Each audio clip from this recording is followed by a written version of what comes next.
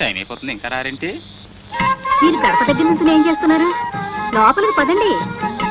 బావగారు సుస్వాగతం శోభనం గదిలోకి. చెల్లి బావగారు చక్కగా ఉన్నారు కదలే. బాగా కొట్టింది. ఇదిగో రాంబాబు, నీకు స్టోరీ చెప్పాలని వచ్చానయ్యా. ఈ టైంలో స్టోరీ ఏంటండి బాబు?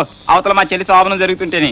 ఇప్పుడే చెప్పాలయ్యా, లేట్ చేస్తే క్లైమాక్స్ మారిపోతుంది. అవునండి, తలుపులకి చెక్కలు అబ్బా, ఊడిపోయినా. నువ్వు రద్దు.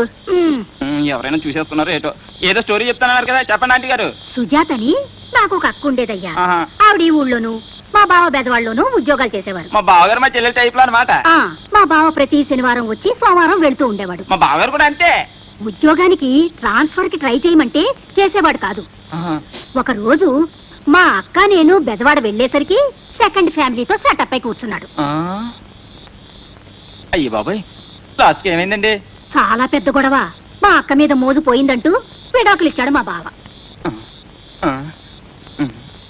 ఏమండి, మీ అక్కది మా చెల్లెది కూడా సేమ్ స్టోరీ. అయ్యి బాబాయ్, మా చెల్లి జీవితం కూడా అలాగే అయిపోద్దంటారా? మీ చెల్లిని మీ బావని దగ్గర అవ్వకుండా చూసావనుకో, ఆమె మీద మోజు ఎప్పటికీ పోదు.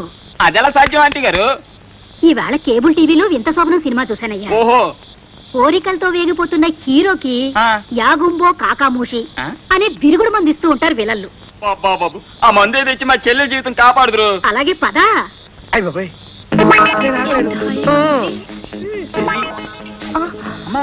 ఒక నిమిషం ఆగండి.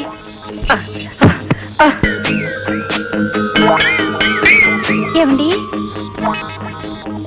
ఏమండి, ముందు పాలు తాగండి, తర్వాత మీ ఇష్టం.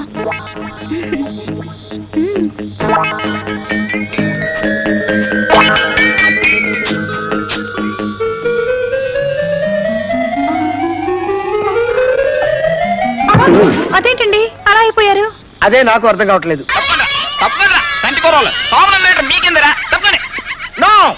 ఇవాళ అటు ఇటు తేలిపోవాల్సిందే. శనివారం వేస్ట్, ఆదివారం వేస్ట్. రే, ఎక్కడ నా వైఫ్? ఎక్కడ నా వైఫ్? ఎక్కడ రే? ఎక్కడ నా వైఫ్? చెప్పరా రే? బాబు, చంటి కూరలో ఏంటి ఆల్రెడీ? ఒకసారి నా మాట ఇంద్రు. ఎన్నో ఎవరు చెప్పినా నేను మాట ఎన్నో. ఎక్కడికి వెళ్ళిందో చెప్పి చెల్లి. చెప్తున్నాను కదండి, మా పెద్దబాబు గారి కొడుకు శంకర్రావు గారికి శోభనం అంటే వెళ్ళిందని.